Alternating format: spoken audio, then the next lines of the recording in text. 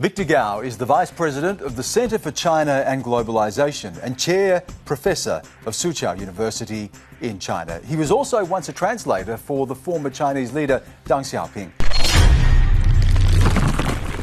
Well, first of all, up to this point, Australia is part of the nuclear-free South Pacific. And I think this is actually a great value to the people in Australia. Now, armed with nuclear submarine to be produced locally in Australia, unfortunately, Australia and the Australians will lose that privileged status.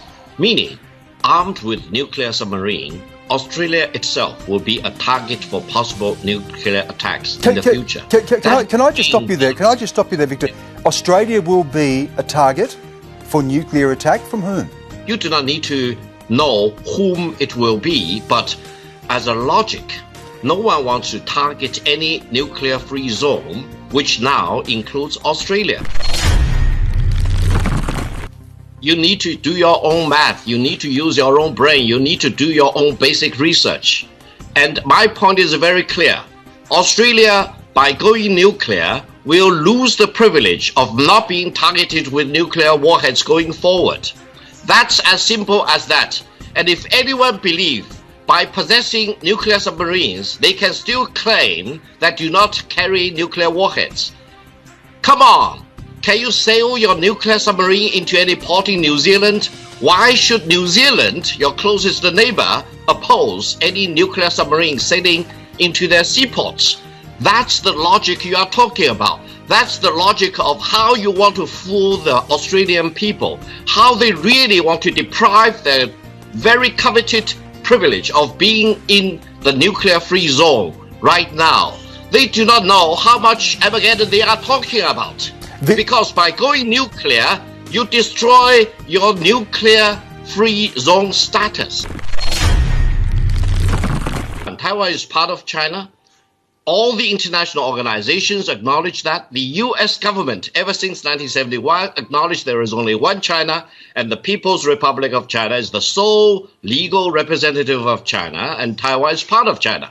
You are talking about invasion, which is completely wrong. The unification of China's mainland with China's Taiwan will happen by peaceful means preferably, and by non-peaceful means if it is necessary.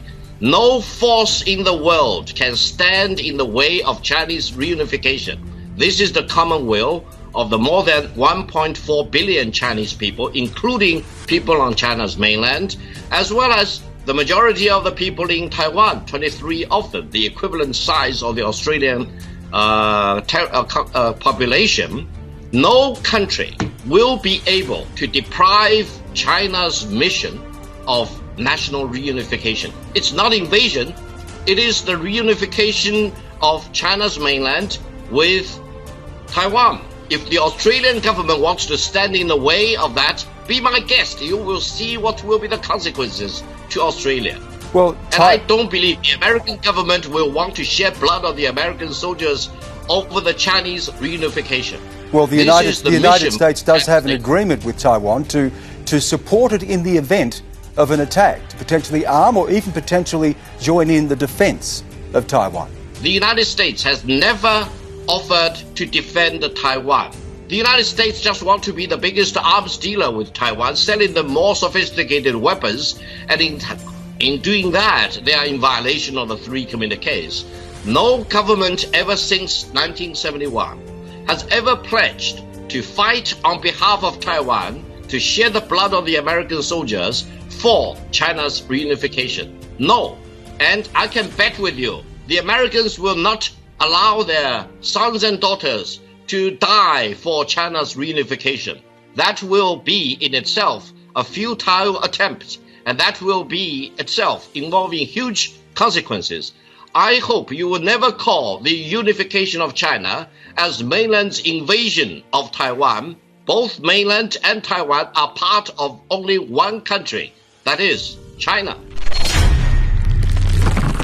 No, I think you need to ask who pulled the trigger.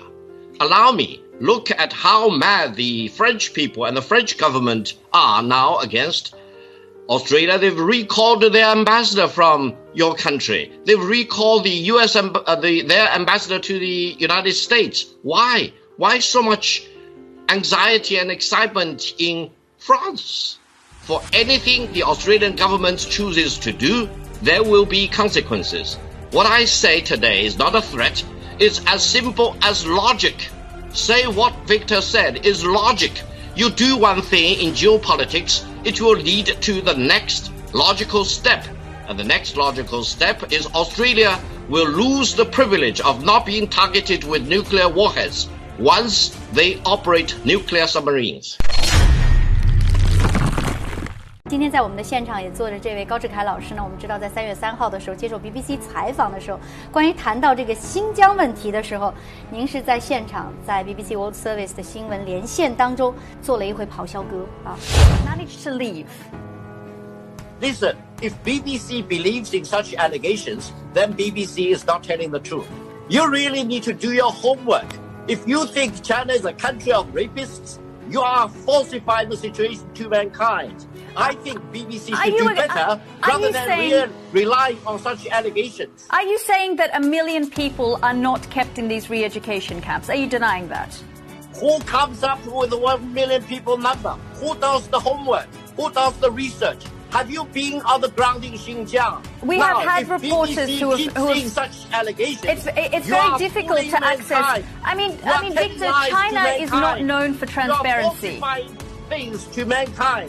但是最大的问题是，这次 BBC 主持人的采访从头到尾，我认为都是偏见，而且呢，他是用一种误导的方式，用一种指控的方式，而不是尽了一个记者应该做的认真负责的新闻的报道或者新闻的调查，这一点是不能接受的。尤其是指控中国在新疆犯下了所谓的种族灭绝罪或者反人类罪，这种问题不是一个记者所随随便便能够提出来的。他在做这样的报道之前，应该是做认真的调查、认真的研究，而不是把有些人的指控当作是事实呈现在全人类面前。所以我觉得在3月3号那次接受直播采访的过程中，我已经到了忍无可忍的地步，到了义愤填膺的地步，到了不反击不回拨已经不能够做一个中国人的地步。您在现场直接就告诉他，你们应该好好的做一做功课，你们 BBC， 而且我们不需要对中国抱有偏见的记者来报道，他们没有做好本职工作。有很多的不可容忍的地方，这一点我觉得是一个新闻机构没有做到它应有的新闻报道的工作，而是把自己作为一个指责一个主权国家、污蔑一个主权国家的人民的一个错误的平台。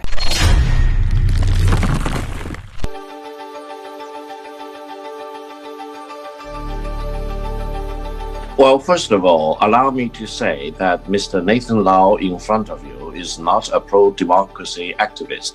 He's a fugitive from the law of Hong Kong. And if he goes back, he will be prosecuted and most likely he will be convicted too.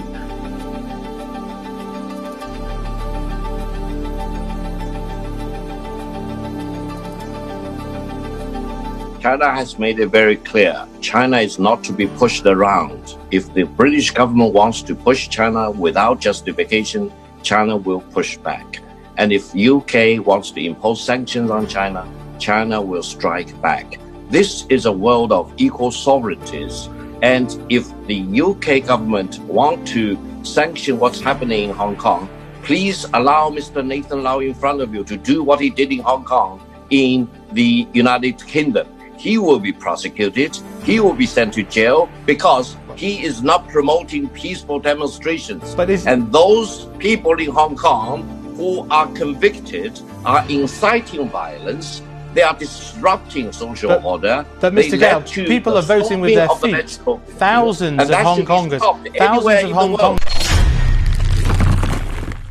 China's national defense is purely for self-defense.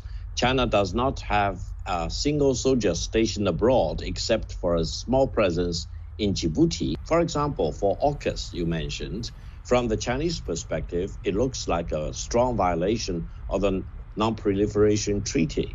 And also it takes a lot of risk because it is really depriving Australia from that very coveted status of being part of the nuclear-free South Pacific zone. And going forward, it really invites Australia to be targeted with nuclear warheads going forward, just in case a war, God forbid, really breaks out among or between major powers. So this is actually against the fundamental interest of the Australian people. And in embracing AUKUS, Australia actually loses its very unique status as being part of the nuclear-free South Pacific region. 世界上所有的战争，他全参与过。